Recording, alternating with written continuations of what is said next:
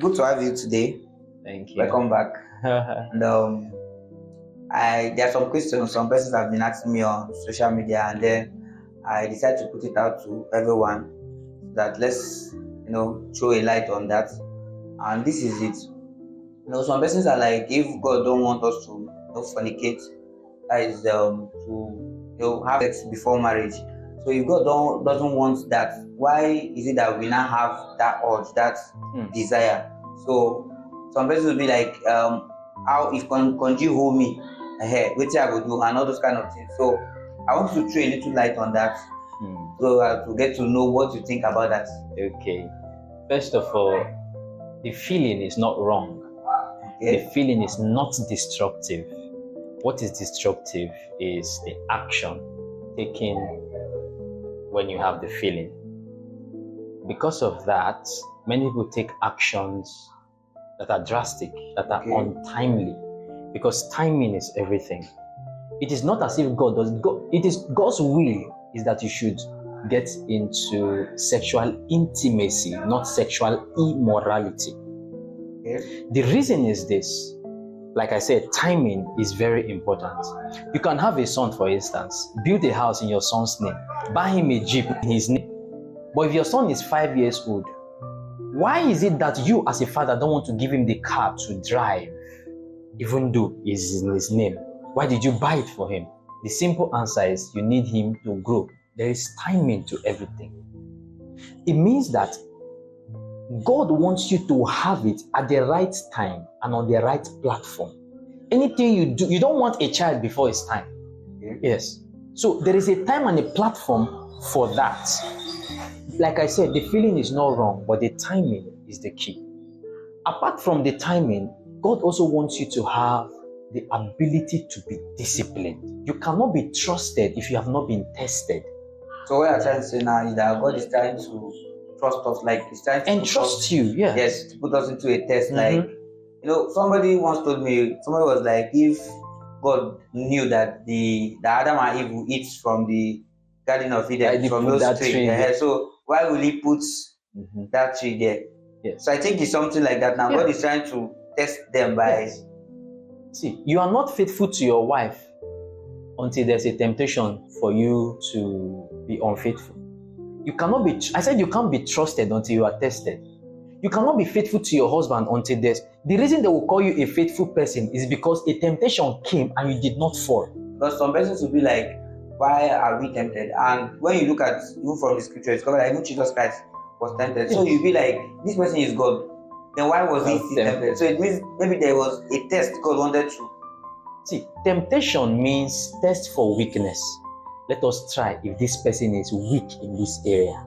Any man or any guy, any lady, whether young or old, who does not deal with their weaknesses, that will be the starting point of their destruction. You can check it. So what I'm trying to say is that, like, now God gave us that desire, and his own desire is that you become strong, become a master over those things. Because there's this time that the Bible said that God came to Adam, that was Cain, after he killed his brother. And God was like, the devil is knocking at your door, but you must be a master over. Actually, says sin, not the devil. Says sin is knocking at your door. You have to be a master over sin. So it means those desires are there. He want us to grow and become master over it, so that he can entrust us with certain things. Why did God give you mouth when you can just say anything to anyone? Do you say anything to anyone? But you have mouth. You have freedom of speech, but there are things you cannot say. Do you see this thing now? So it is timing, it is discipline, and it is the platform where this thing needs to be exercised. Let me explain this way. One of the essence of sex is bonding. It bonds two people to become one. It is the system that was created to answer that question. The two becoming one. What does it mean? It is in sex, bonding. So in marriage, it bonds the two of them together. If you are bonded to someone, it is difficult to break from that person. If you are bonded to someone, it means that person is giving you value. It's giving you pleasure, not value. Pleasure, and you are giving the person pleasure. And because of that, you are bonded to that person. If you are not doing it outside of marriage or before marriage, you are bonding yourself with someone you don't have a lifetime relationship with on a covenant platform. And because of that, many people are broken. So when they do heartbreaks, it damages those people. Their propensity and tendency to love wholly and totally begins to reduce according to the number of heartbreaks they are having. And heartbreak is not wrong. If it's not going to work out, let us break up. But if there's intimacy involved, that's when there's now an issue. Because now you're bonded to the person. It's difficult for you to get the person out of here. Do you know, even divorce, it's difficult to get away from the person you were with before. That's true. It's a difficult thing because the person, as long as the person is not dead, you're seeing the person every day, every time. Sometimes in the mall, you're seeing the person. Is a torment to your soul because somebody you were once one. It's difficult to divide one. If you divide one, you're not getting a singular number. You're getting half of that one separated. That's why the thing is two becoming one, the unification of two becoming one. And divorce is not breaking the one into like a broken piece. A broken piece. You're getting the point. It's a broken piece. It's not a broken singular. It's not singular. Yes. Going back again to the two. They are no longer two anymore. They are now half. That means they're going to give themselves halfly to the next person that is coming to them. That's why I said even that breakup thing, because of intimacy. Intimacy is deeper than you think. Because sometimes some persons will be like, okay, if we don't practice, we don't, engage one or two, like certain things, how do we now know sexual compatibility? Yes, and all those things. Because my friend told me something. It was like, he's dating somebody and he's planning to get married, like want to get married to the person. So the person was like, you have to sleep with her first, so that she will know if he can actually is capable. What I'm trying to say. So what do you say on that? What do you say on that? See, we are in 2026. Okay. And technology and medicine has advanced. It means you don't need to sexually test someone's ability to be fruitful. Talking about both the lady and the guy. You can do it medically. You can check it medically. Even the sexual what's the sexual compatibility? In my own opinion, I don't think there should be any discussion as to are we sexually compatible if these two people are keeping themselves. That's true. Sexual compatibility question comes if one person has been going riot, running riot, sleeping around. Then you start asking, "Are you sure you can handle me?" If they never ask Adam that question, Adam never asked Eve that question. Do you know why? There were nobody running riot anywhere. So when people have run riot, so when they are now having that intimacy with the person they are now married to, what is in their mind is not the person they are intimate with now, it's the person they were intimate with before. That's why I told you, breakup is a backlog of so many people in your life. They keep appearing in your mind. And when the person you are now finally with is not meeting to that standard, you begin to try to measure up that person with the previous person. This is why people cheat even while in marriage. Because this thing you are saying, somebody once told me that, they have sex toys and all those kind of things. So it means somebody can run around so much so that the person no longer have taste. So he's now looking for an external object to give.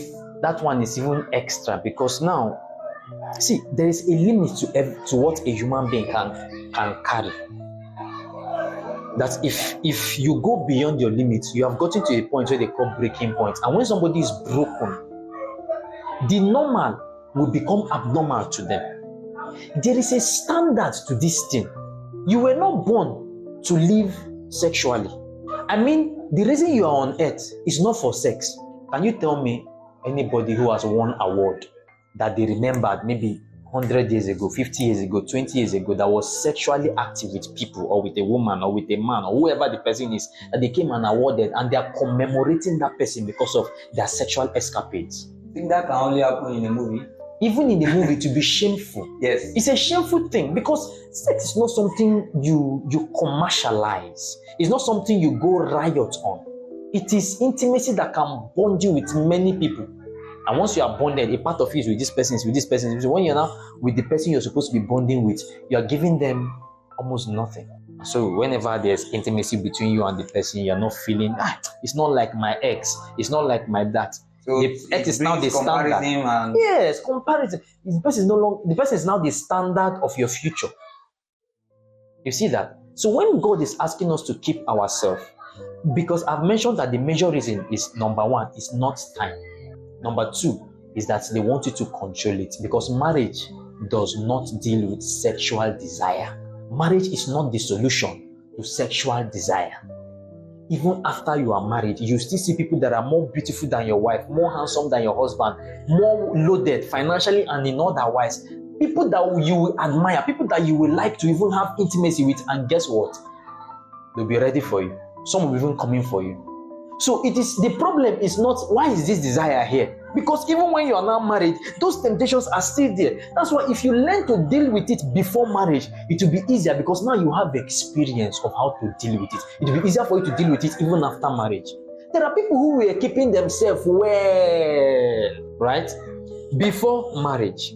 The moment they married, it was inside marriage they were not doing it. What the problem is there was no opportunity for them to explore that time. The desire was there, but opportunity did not display itself. So you look them and think like they were pure. They were keeping themselves. It was not so. Opportunity was not there.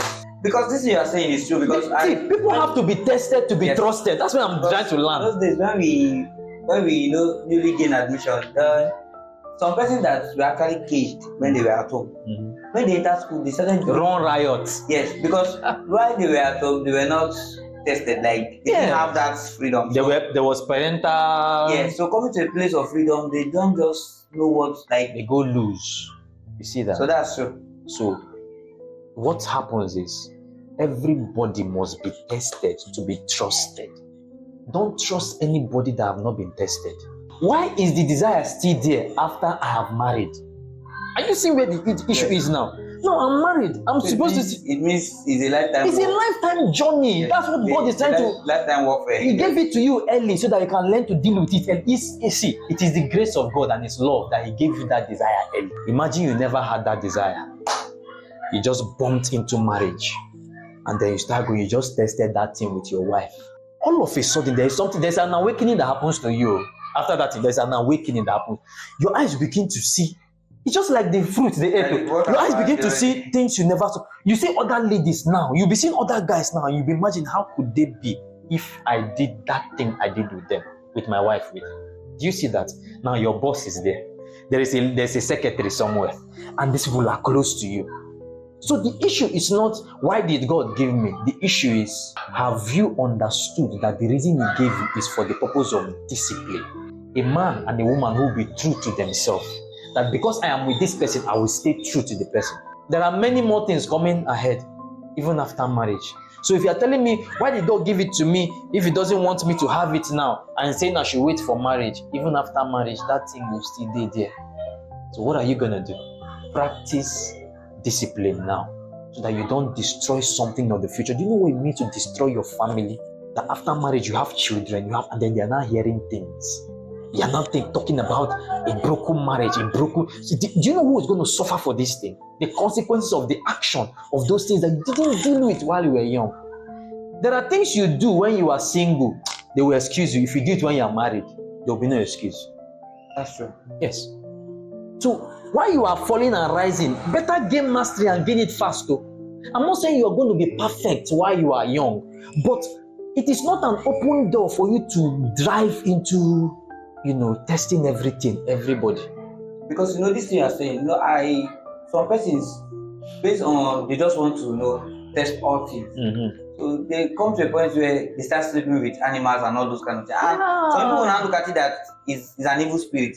Meanwhile, if you look at the things they have been doing, I think out of what they have been, is part of the thing that brought them to that point where they are not like, I'm tired of human being, let me try something else. You see this thing called sexual desire. You don't know where it's going to take you to. How do I put it now? The end point of sexual desire that is not checked is perversion. I'll say it again. The end point of a sexual desire that is not put under check and discipline is sexual perversion. Let me explain. See how the journey of a young girl or a young guy is a youth. At least I know for guys. It will start with several pictures, images with video, adult videos, movies, even movies, some books. There are books you read like this, you not be normal anymore. Books, so It goes from there. Like I said, the point is not to end there, it's to take you into perversion. Like a story of a man, the true life story I heard. He's married. His wife is sleeping in the mattress with him. He will leave his wife on the mattress and come downstairs and hide under downstairs and be going through masturbation. But he has a wife up there. So what's the purpose of the wife? You see, the thing is not what that is. There is a journey the thing wants to take you through. It's a path. So the moment you keep exploring this kind of videos, you're looking at black and white, you're looking at white, before you know, you're looking at female and female, before you know, you're looking at male and male, before you know, you're looking at what they call bestiality. It's taking you into a journey of perversion. So there is something they want you to start. If you initiate that thing, it takes you haywire. You see some young people, one man for a girl, one man is no longer enough for her. They need to be 5. They need to be 3. It's that journey. That kind of woman, if she marries, do you think one man will be enough for her? I know somebody that, when we were growing up, the guy started sleeping around, and then later on, he left those things and started sleeping with people that are pregnant. Like, what? If the person is not pregnant, It's not interested. It's not interested. Yes. Can you imagine the perversion? He starts sleeping with people that, and before you know, and the pregnant people are usually people's wives now. So before you know, he started, like, you wait for people that come back from VG or this kind of, maybe they went for. So when they are called back, you go and them and all this kind of thing. Presently now, the guy is mad. So, like, you can imagine the consequence. He can't be normal again. You see, he started with just this one you call, it's nothing. No, we just do it once. That's how he started. When a man's conscience has become set, because when somebody falls into that sexual sin, they feel, when they are genuine, they feel this remorse. Yes. The conscience if that remorse dies, maybe you heard one message that makes you feel there's nothing there, you heard something. If that remorse dies, they have gotten that person. You see, the person went from just normal guy, as he was doing it, he went to, his state is now pregnant women, and predominantly pregnant women are people's wives. You can't be touching people's wives and think you'll be normal. What if the person's wife you're touching is one guy that he will take your name somewhere, and that's exactly what happened to him. Now he's running mad. What are you going to say took him there? Something that he would have dealt with. There's no future for a madman. His life is now on the street. How do you explain that? Young girls are no longer enough for you, now entering people's wives. People's wives. The one that another man has paid for. Because the young girls you have tested all manner of them. All colors, all heights and all that. Now, it's easy. The one that person has paid is not the one that you are not desiring. When a young man has decided that it's people's wife he has gone, he has written his warrant. Anything can kill him anytime. So what can we say is actually the solution? Because I see many young people, they are like, there are stages that we've passed through, and then, like, there are things we've seen actually. We see many people, they think that this is the life, this is it, this is that. So what do we have to say to those people? Okay, we're going to get into that, but I want to put a disclaimer. When you see some people who are venturing into sexual perversion, sexual immorality, and they look like they are getting away with it. They did it, nothing happened. Once upon a time, I was in university and there was this guy. I don't know how I'm going to tell this story now, but when they want to admit new students from secondary school come for post-UTME in the school. So some of them get stranded because they feel maybe after UTME is done, they will rush back home, and their home is usually far, some another state, some another town. So, but the post-UTME somehow delayed, and this particular girl got stranded. And she was looking for somebody. So this guy just came. I can help you. I help people for a living. I have my room. You can stay over. The next day you can go. So he brought the girl in, and then she took her bath. They lay down. He started rolling over the bed towards where the girl is. The moment the girl is rolling away, he's rolling towards her. And he did that. He waited till around late in the night, 12 a.m. So that if the girl say, "I'm not going to do this," I leave my house. Where will she go at that time? Now she's stranded. And she told him she's not interested in this. He said, you have to leave, or otherwise, or you have to do it or you leave, 2 things. So somehow the girl just had to allow because of her safety or whatsoever. When they were done, in the morning they woke up, she took her bath, they dressed up, and the girl just walked out of the door. He too just followed immediately. The moment he came out of the door, he didn't see the girl again. He looked left this way, looked right this way. The girl was not there. He ran downstairs, the girl wasn't there. Immediately. So he ran out to check. So he got scared and called his friend. Alpha, see what happened. I meet this girl, see what we do. He said, anything do you? Normal thing, anything do you? The guy said, no. You know those kind of friends. He said, no, nothing. Say, normal thing, nothing there, nothing come out. Go ahead. That night, They added one testis to his testicles. So he had, instead of 2, he's now 3. He started sleeping in church. Prayer, day and night. The thing didn't go. You know, sometimes prevention is better than care. Because I've seen many people that the moment they get it, there's nothing you can do again. Even God can't, because He has given you all the time and everything to. I was praying. You see brothers praying. They did all manner of things. One day God just had mercy. The thing disappeared during a prayer meeting. He almost went naked. They had to hold him. He wanted to show them that the thing now. If a girl come near that guy now, that guy, it will be difficult for him to marry because of the lesson he had learned. Don't learn by experience what wisdom should teach you. Not all people are normal. You know, like some persons, it's just their first time. You now hear that they have accident. Yes. What are they called? HIV and all those kind of. And they'll be like, just once. Or some person will be like, I'm pregnant just once and all this kind of. So, see, sexual immorality. See, now she's my girlfriend, he's my boyfriend. The moment you start that thing and you're doing that intimacy in that relationship, you cannot stay with one person. It's easier to fall like that. And sometimes I look at it that it's part of the reason why we have so many like wrong marriages. And because sometimes you have given so much that you can't live. Even though you are seeing the red signals, you are seeing everything, you're like, I've spent so much. What is new now? Yes, so you are like, meanwhile, I wish maybe you stay true. You just know that this thing can work. Let me put a disclaimer, because nobody is perfect. But let it be that your falling and rising is what happened to you in the past. You should not be doing it now. If, for instance, you never did it, don't try to enter it. No. If you're a virgin, don't try to break it. That's what I'm trying to say now. You know, if you check from scripture, discover that Solomon was advising the young ladies. Yes, so but like, don't awaken love when it's not yet time, because it's a journey that the thing wants to take you to, that you may not be able to come out of it. So now you came back to the question, how can one deal with these things? Because the truth is, some people are now addicted. And one of the strongest addiction that is difficult to break is sexual addiction, because it's something that is done in the secret. People will be looking at you like normal. Nobody knows what you are going through. Nobody knows what you are doing. And sometimes you try to cry for help. You don't know, should I tell this person? Will they judge me? Will they do this? The first way to deal with sexual addiction is to expose it. Exposure is what destroys sexual addiction. People are addicted to sex. There are some addicted to pornography. So these are also sexual addictions. They're all sexual addictions. Pornography and masturbation. Some people have been in it for 10 years, 15 years, 20 years. There are even some old people that are still in it. I'm telling you. How do you get that? And masturbation is not predominantly just male. Female too are also into it. Women, girls too are also into it.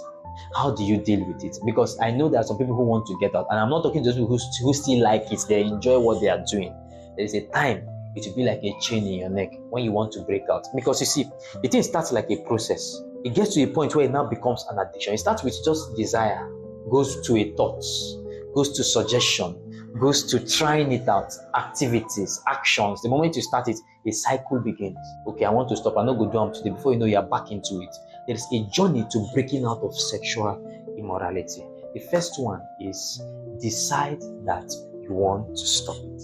If you have not made the decision, forget about anything other thing we're about to say. Any man who has decided to change his life is a man who has come to the end of himself and say, okay, this is it. I want to stop. Or I want to start this. That's true. Because I once knew a man that was addicted to drinking and smoking.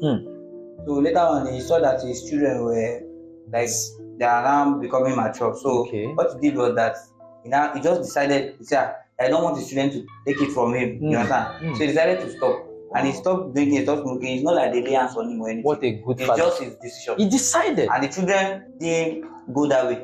The deciding factor was that his future, which are his children, were the message that preached to him. You need to get a message for your decision. Some of the message you need to do is this. For instance, you have a lifetime to change the course of your family. You mean that what you are now bent into or subjected to is now sexual immorality, pornography, masturbation, sexual immorality. You have just a lifetime to change the course of your destiny, to change the course of your life. What is holding a great man is that, do you know that there are many deliverers, people who are supposed to be the one that will be the light in their family, in their lineage? They are tied down by these chains. The deliverers are chained in cycles and circles of repeated failures in this thing that I'm saying. And because of just this singular act, they can't rise. The only thing stopping them is not the devil, it's this thing. That you have a chance, change the course. And the person that's supposed to change it is locked down with this thing. Whether you are a girl, whether you are a boy, I'm talking to you. So the first thing is decide. I've just preached one message now that will make you, I want to stop this thing. You just said something about having a cause. Like that man looked at his children. Yes. Sometimes I look at it that you know who you are, you know where you are going to. It's also something because you have to check yourself and say, this thing I'm doing, will I be able to arrive with this? Because they're like load. And once you are with those load, you can't move fast. You can't move anywhere. To drag you back. You see, some people do it and then they are still making money. They feel nothing is happening wrong to them. It's not the money that is the problem. In fact, just because you are making money, it's a deception to keep you perpetually there. Because you feel that money is success. Family, a good family is success. Long life is success. See, there are some people that got diseases they shouldn't have anything to do with. With their protection, the protective whatever, they still got the disease. Because you won't know. The ladies to have gotten things they shouldn't have any issue, kind of infections that we talk about infections. See some smelling because of these things. It's telling you that kind of life is a smelling life. So there are messages you can preach to yourself, but the first thing is the decision to break out of sexual cycles. You can't repeat the cycle. New Year resolution cannot help you. First is decision. The second thing you need to do is to cut off all the connectors and close all the doors that takes you back there. If you don't close the door, it will come. But what you're saying now, sometimes friends. These are connections and the doors. Yes. The phone. You're mentioning them now. Besides, you are always visiting. I know some person that just because of one or two, they just decided not to be on social media or some based on they know that they know what they actually do. Personally, once upon a time, I was just scrolling through X and I discovered I would stay 4 hours, 5 hours. You know what I did? I went and uninstalled all the social media apps and I'm living fine. You'll be fine, I assure you. If you uninstall that app, you'll be fine. If you block those sites, you'll be fine. Trust me. You have been fine. Those apps were not around before you were born, unless you are younger than. You were living fine. How come they are not dictating your destiny, your life, charting the course of your life? You can do without them. Those movies, block those books and magazines, trash them. If you don't close the door, no matter the decisions you make, you will still go back there because the demons are still coming through that door. So the second thing is disconnect yourself from all those things and people and places and sites that are taking you back there. Shut the door. Once you shut the door, the next thing you need to do is get yourself busy. That's true. Substitute. See, because you close door, it doesn't mean no. You have closed the door, but you see your mind is another door. In fact, it's a theater house. They may not be able to come in, but they can still suggest and remind you. Your thought is so powerful. Because if you take me to the next part now, it's called renewal of the mind. Yes. Yeah. You need to now change the software and information that has got into your mind by going through positive information. The way to deal with negative information is by imputing positive information, and it takes time. It means you need to get positive things that motivate you, things that show you where you are going, people that take you to where show you, you need to change your circle. That's true. So if you begin to do these things, you will see your process of healing and restoration has started. But let me also give a warning. You might have a relapse. A relapse is those things trying to tell you, hey, you still have this thing in you. If you have a relapse simply means you still fall back. Falling back does not mean you stay down. Once you fall back, continue the process of your healing and restoration. Don't stop. The day you stop and say, I have failed again today, let me just continue. They are coming back. They will come back 10 times more than they were. Because this you are saying, even the environment too. Environment is because there was this environment I went to. So we were invited for a program. So when we got to the junction, I was just surprised. I was seeing people like daylight. Who were kissing on the street. What? So young people, and I was telling myself, what is that? Broad daylight. So what an environment. As we were going, that is how we were just seeing different locations. Joints. And I was like, even when I entered the church, the environment also affected the church. The church we went to for the program. So when I came back from that place, I was like, any child that will come out from this place and maybe it's not like this spirit are not following them, it means God decide to work on that child. See how the Bible deals with it. It says, Be not deceived. Evil communication corrupts good manners. It doesn't matter how good your manners are. If you commune with evil, it will corrupt you. Environment has 50% control on your character, on your behavior, on your discipline. Environment. The next one is maybe knowledge. Knowledge is like 10%. Then we now have your character, which is like the 40%. But if your character is 40% and your environment has 50% control, the environment will change. That's why good girls, good boys come from a good home. When they enter the university that is loose, they still break into those character flaws. They still break into those addictions because environment is stronger. So if you want to really change your life, change your environment too. And sometimes it's difficult to change your environment, maybe because you're under authority. You can't just tell them and say, I want to go and get another new house. It's simple to change your environment. Create your own space. Yes. You have to create your own space. This is what you're saying. I don't want to leave anybody with an excuse. Yes. That's why I'm bringing all this. I told somebody that there's no excuse you can give. No excuse at all. There's no excuse because if you are complaining about the environment, in that same environment, you discover that there are people that are in that there same with environment you. And they are doing well. Yes. Because at a time came, some persons were asking, they said, because they were surprised that Jesus Christ was from. So they were like, can anything good come out from Nazareth? Yes. So they were not able to imagine the fact that Nazareth that they know as somewhere that and they're like something how good will is something good come out? So it means that you can't give excuse to life. Yes. Anywhere you are because sometimes I tell people, I said somebody came and met me one time, they were like, where is your church? So I was like, this is my church. And when they came to the church, they were like, we are not doing like that kind of thing. So I was like, I'm not just going to this church alone. I have my phone. I listen to gospel music. I listen to other things. So you can't come and say, okay, if these churches are singing only tribal songs, so you now say that me too, I'll be singing only tribal. When I have my phone, I go online, I listen to other songs. So I educate myself. So you may come to my locality and see us doing great things. Yes. And you are wondering because we know we are in that environment, but we are getting resource from. So that's why I say even in Nigeria, you see that there are some persons. The way they talk, the way they are working on themselves. So you be like, are you sure you are from this? Sometimes you see some persons from a particular language, and you be like, the way they speak like an American. It's just them working on themselves. They don't want to believe that they are from that environment. I want to talk about something very critical based on this environment. I want to remove environment from your physical location to a virtual location. That's true. There are two kinds of environments. First is your physical environment. The next is your virtual environment. I don't want to talk about the spiritual environment. That's also part there, but let's leave it at these two. Do you know your social media account is you on a virtual environment? That's true. If I scroll through your social media account, your feed tells me the environment where you are. Because the algorithm keeps pushing certain things to you because you are in the environment, you liked it. Check your likes, your shares, your downloads. Those are the indices that tells the algorithm what to bring to you, and it feeds you with it. And the more you feed on these things, the more you look like them, the more they entice you, the more you become them.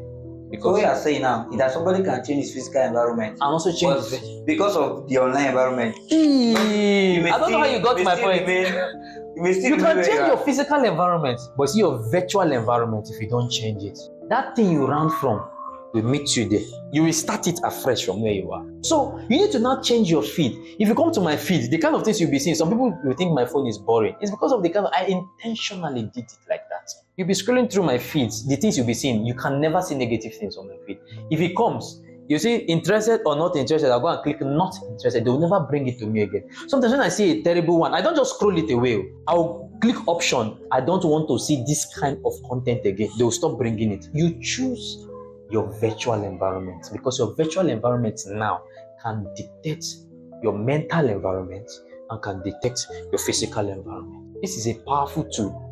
Social media is powerful. It can help you, but it can also destroy you. If you look at the life of Jesus, you discover that he was actually here with us, but he was not living from here. So sometimes you come and be like, what I'm saying is what I see my father. And what I'm doing is what I see my father do. And you will be like, are you not here with us? So it means he was actually here, but had another environment where he was powering his life from. Yes. So it means there's no excuse. There's no excuse whatsoever. My friends, there's no excuse of friends.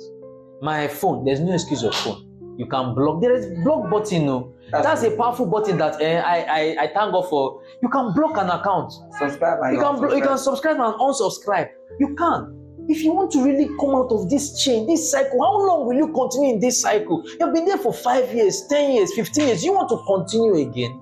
Another one. Extent, I discovered that those some persons will be like, I'm poor. So because they are poor, they think they can access resources online and all those things. Until I now got to a point and I discovered that there are also free resources. Free resources that can help you. So if you are poor, there is also free resources for you. Based on. And that free resources will lift you to the point where you cannot be touching the higher resources. So you can't give excuse. There is no excuse. Like you decide. It's your decision. You decide to. So when I see somebody, young people coming to beg me for money, two things. I actually look at them and say, come and meet me in church. Let me train you on some skill. If they don't come, I know they are not serious. So I don't give money like that again. You know, when you even look at this city, discover that people with hands, legs, normal, healthy, everything is complete. You come and be begging. They'll be like, they'll not take begging as profession. I'll be like, one came and met me, said I should give him 100 naira. I said, me, I need 1 million now. Between me and you, who needs more money? I told him, if you give me your 100 naira that he's begging me, I'll collect it to add to get to my 1 million. He said, Kai, which kind of person is this? He was laughing and he laughed himself away. I said, you are healthy, you're coming to me as I am standing, I need 1 million. So if you give me your 100, it will be addition to me. Me and you, who needs more money? You see that? You see young people who are now lazy. They are now lazy, and that's why they get into these cycles of immorality. Cycles. You see a poor person looking at a babe. Kai, baby, you are broke, bro. You should be asking, how do I get out of this? Not looking at one babe anywhere. You should not be entitled to even seeing one. You should be looking at, how can I change the course of my life? Because the next point in breaking this addiction is for you to have a vision of yourself and of where you are going. There's the kind of man I want to be. It's not this version. If this version is still locked down in emotional baggage, in pornography, in sexual immorality, this is not the man I envision myself to be. I want a free man. I can't allow chemicals in my body control me. If chemicals still control me, it means I'm still a slave to my body. I should be in charge, controlling my environment, but first controlling my body. If you can't control yourself, you're a slave. Others can control you. It means one girl or one boy can come and control you out of your purpose, out of your vision, by what they will suggest to you. Meanwhile, you are supposed to be a person of vision. You are looking, you set your eyes like a flint towards where you're going. And because of that, it begins to remove those things that will not allow you to soar. You can't take flights with weights. You need to drop them. So the Bible says things like, lay aside every weight and every sin. You want to soar? You need to lay aside. You need to lay aside.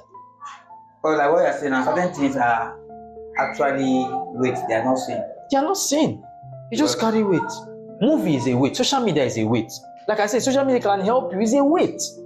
Because a weight will keep you taking too much of your time or putting some negative information. And it depends on what you are. It's just like, this social media of it. Some persons, if you check their social media, there's nothing of value. That's what I'm saying. There's nothing of value. Nothing of value. So those are weights. Not necessarily because I see some persons, they will be like, let me uninstall my Facebook, let me uninstall this one, it's not making me to be serious, not making me to be this. Meanwhile, sometimes I look at it that you just go to that same Facebook, unfollow certain things, and follow something that will make you sure, something that is in line with your vision. It is because they don't have vision. That's why they cannot associate social media to something productive. They don't have a vision. If you see people that like football, when you go to their social media, it's football feeds. Everything about football. There are billions of information. So it's just you that knows, okay, this is what I want to. This is what I want to do. This is me. Then you go to that same social media and connect yourself with where you are going. Exactly. So the social media can help you if you use it right. It can destroy you if you let it. So a lot of people just sleep in. You watch one like, or in fact, the duration you are staying there is telling the algorithm that this person likes this thing without your liking it first. Just how long you are staying on that stuff. So it begins to tell you. So the moment you scroll, it suggests another one. It scrolls, it suggests another one. Before you know, your feed is filled with billions and millions of those kind of information. to make you unproductive as long as you like them. So Powerful. people need to know that if they want to get free from this, first of all, they need to dislike their current state and begin to work towards getting out of addiction and repeated cycles. Thank you very much, Mr. Emmanuel. It's been a very powerful session. Thank you. All right, so see you in our next.